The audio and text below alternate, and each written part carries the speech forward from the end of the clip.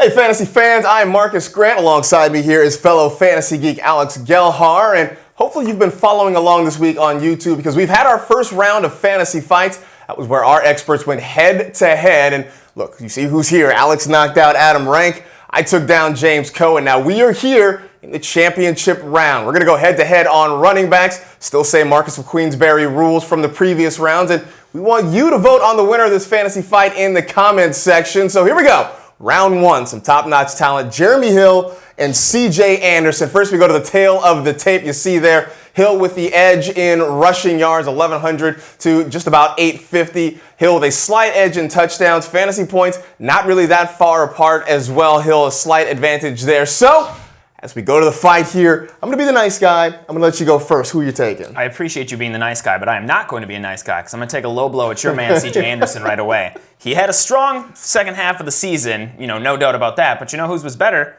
Jeremy Hill. He led the league in rushing yards and yards per carry over the final 8 games of the season, and he did it on an inferior team that was riddled with injuries. C.J. Anderson had the benefit of running behind Peyton Manning. He had Demaryius Thomas and Manny Sanders on the outside. Jeremy Hill had a broken A.J. Green, he had a broken Tyler Eifert, a broken Giovanni Bernard, and Andy Dalton as his quarterback, and he's still crushed. He's got a rare combination of size, vision, power, and speed, and when you watch this guy on tape, every time he touches the ball, he seems like he's one broken tackle away from ripping off a huge run. If I'm going to be going with one of these guys in the first or early second round where their asking price is, I'm siding with Hill. All right, well, that was all very well and good. But for C.J. Anderson, first off, aside from the fact that he's from my hometown of Vallejo, California, which is definitely bonus points right there. Yes, I know Jeremy Hill was the better rusher in terms of yardage at the end of the season, but in terms of fantasy points from week 10 on, nobody was better than C.J. Anderson. 20.7 fantasy points per game. On top of that, the offense started to become geared more toward him as the season went along. Weeks 1 through 9, Broncos ran the ball 39% of the time. That number jumped to 44% from weeks 10 through 17. Of course, this year, looks like Peyton Manning may have to cede a little bit of the offense to the running game, which means more opportunity for somebody like C.J. Anderson. Or somebody like Ronnie Hillman, who's been getting a lot of somebody like C.J. Anderson. I don't think Kubiak likes himself a little Hillman. Look, Giovanni Bernard's still there to potentially take some snaps. Giovanni Bernard was starting on punt returns for the Bengals in the preseason. That is not a sign he's going to vulture carries. Jeremy Hill, all the way. The more you can do, right? That's what I learned from Hard Knocks. To make the team, not to be a starting running back in fantasy. Round 2, running backs are number ones on their respective teams. Lamar, Miller, and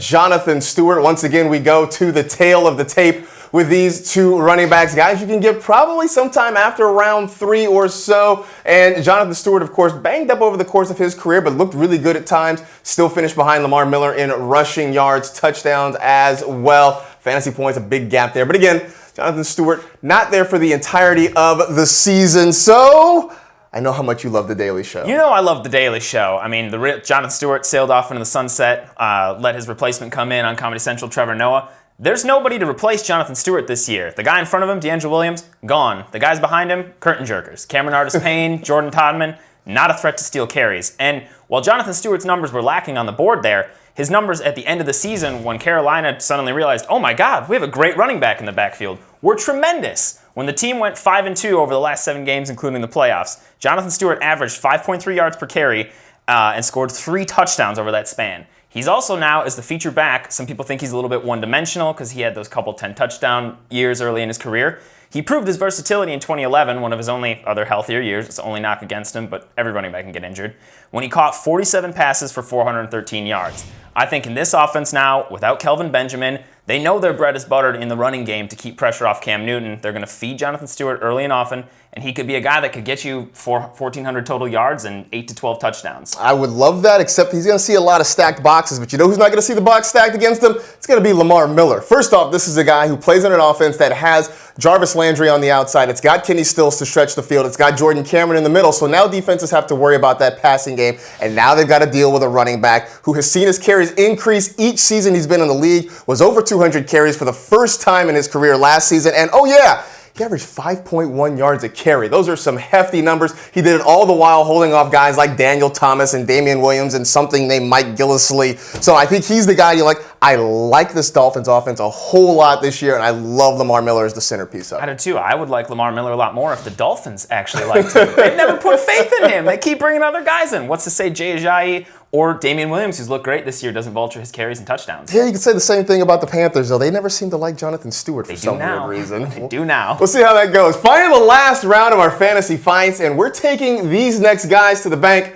All right, maybe not. But you'll definitely be looking to grab these guys later in your drafts. And two guys that are our personal favorites, Doug Martin and Chris Ivory. And there you see it. I know neither one of these names gets fantasy fans all super excited. And yes, those numbers don't look particularly great. But we both have our reasons for liking these guys this season. I'll let you go first. Well, I mean, if they listen to the podcast, they know you love Martin. They know I love Ivory. And we can kind of throw those numbers out the window because those weren't great. But despite those lackluster numbers, Chris Ivory was still the 18th highest scoring running back in fantasy last year. This is a guy who has no competition like Jonathan Stewart for carries behind him. He's got Stephen Ridley coming off a torn ACL, Zach Stacy, who was traded for a bag of peanuts, and Bilal Powell, who's just Bilal Powell. He's a guy that's also averaged 4.7 yards per carry over his career, and they're pegging him to get 20-plus carries a game this year, and he's been working out of the backfield on passing downs. All of this is culminating into finally the breakout year for Chris Ivory, a guy who, for all intents and purposes, has not been a bad fantasy running back. He just hasn't had that chance to thrive, and now he's going to have that in Chan Gailey's spread offense. Brandon Marshall, Eric Decker on the side is going to create a lot of space where other running backs have succeeded in the past, like C.J. Spiller, like Fred Jackson, and others before them.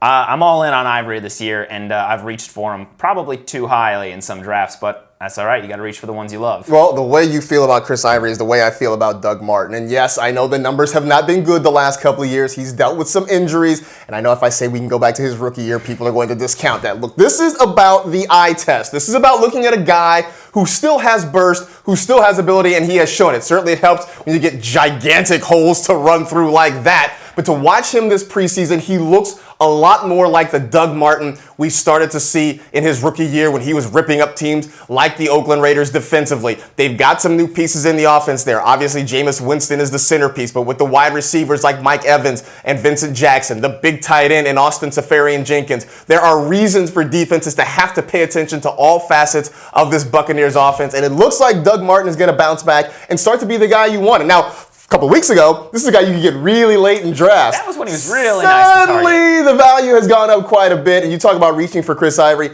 I've had to reach for Doug Martin, but I still think in the end, the results are going to be worthwhile. There you go. Fair enough. Hype trains all aboard, so everybody get on for that one. All right, that'll do it for this edition of the Fantasy Fights. Remember, vote for who you'd like to see be the winner. We will reveal your winner. We'll reveal our winner, I should say, on our Twitter handle. Make sure to vote. Follow us at NFL Fantasy to find out who is victorious. We'll see you later.